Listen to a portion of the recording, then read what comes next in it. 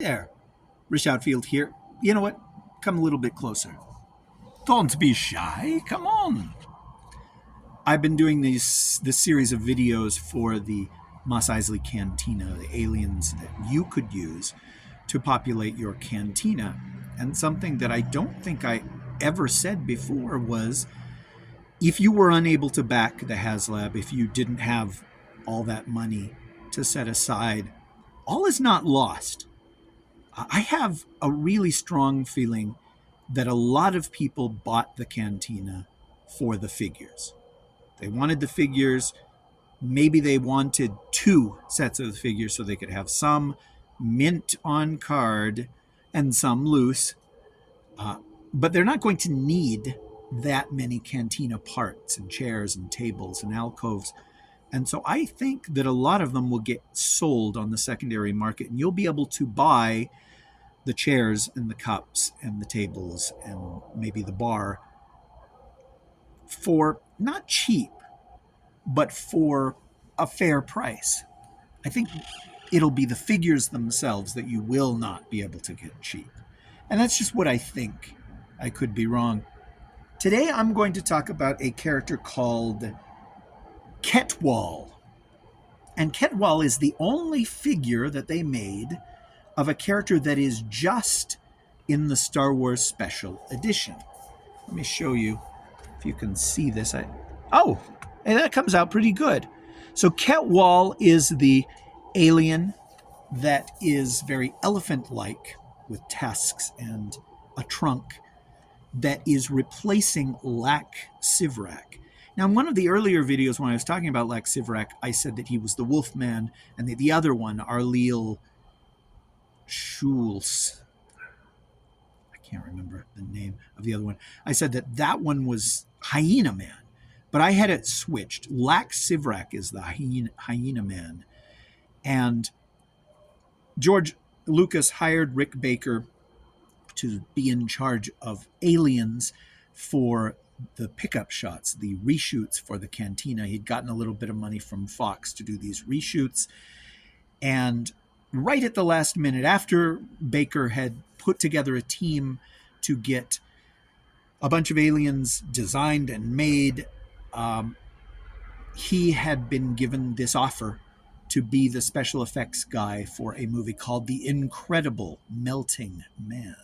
And he told George, I know I'm committed for the Star Wars, but they've offered me this money. If you could match the money that they're offering me, I will do the Star Wars, and I'll turn them down on Melting Man. And George was like, no, I can't pay you what they're offering. Just go off and do it.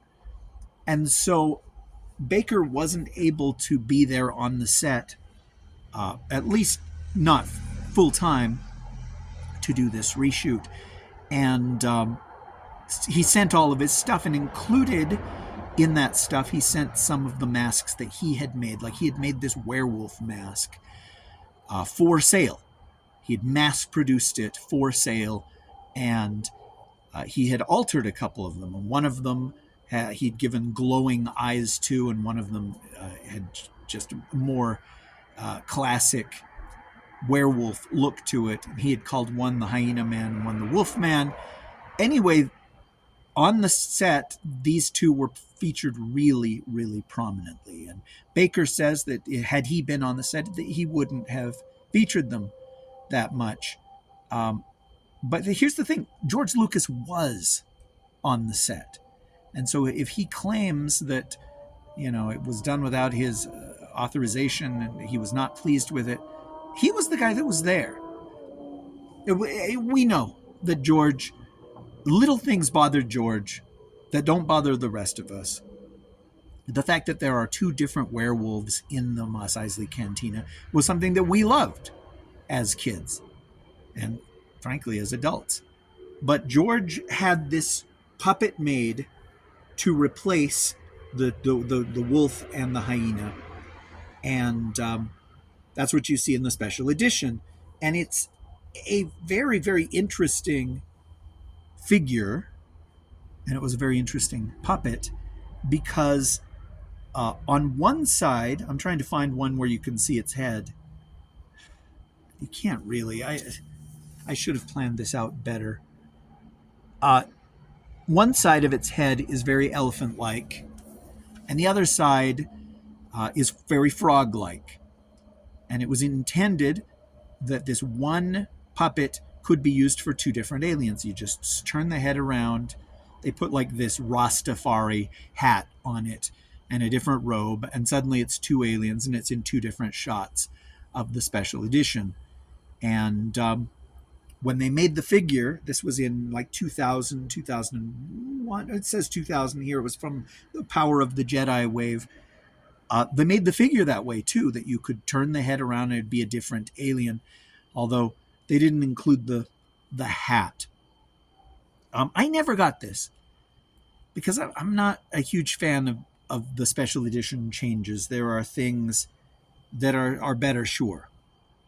But there are a lot of head scratching changes and a lot of changes that are just awful.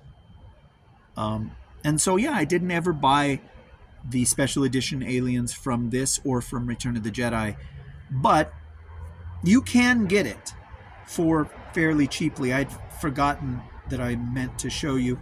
Like there's one, $9.99, free shipping. That's loose. $11.99 still in the package. $14.95 free shipping still in the package.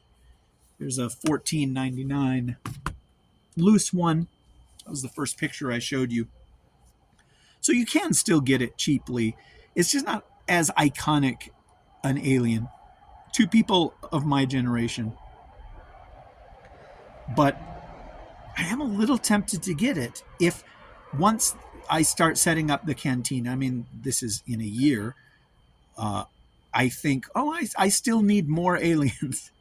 Maybe I'll pick this one up. That's it. I know that this was a long one, so I won't bother you anymore. McClunky.